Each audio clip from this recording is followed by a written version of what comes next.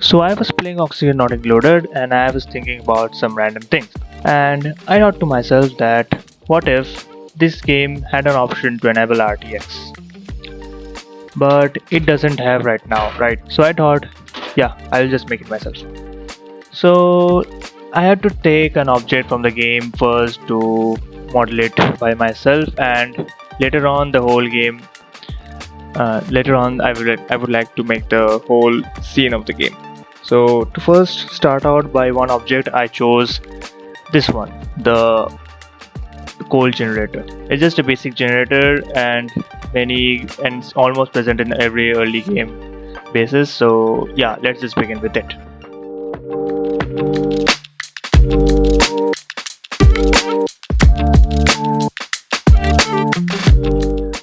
First up, I would need some reference images, so I just went into Google quickly and got some few images which are good, and also I downloaded PureRef because it is the tool I use to display all my reference images while during the modeling phase.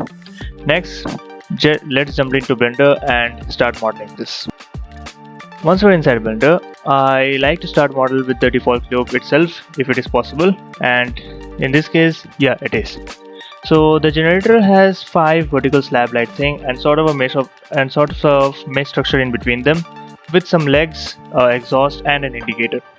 So I started out with the vertical slabs first, and they looks really great, given their shapes and their irregularity.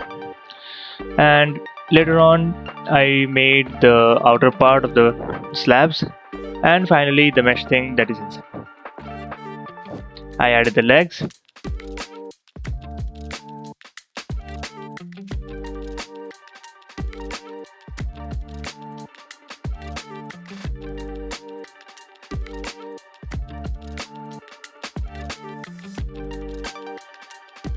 the exhaust,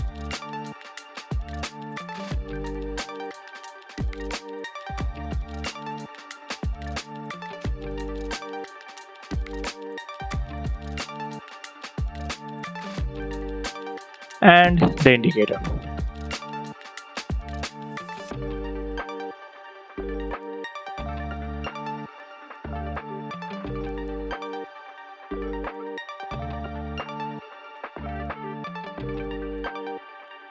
Now the part in the middle, the mesh thingy, it is solid right now, and I just converted it into a mesh using the geometry nodes.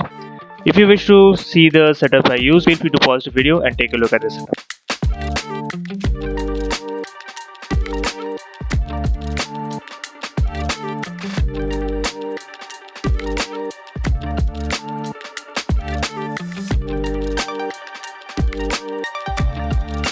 Now with that done, my modeling phase is done, and finally I can just start texturing. In the texturing phase, the materials that I used, it can be found in an add-on called Real-Time Materials, which is made by Ducky 3D. It is a collection of 200 plus procedural materials that can be imported and used on the fly without using much of time and brain power.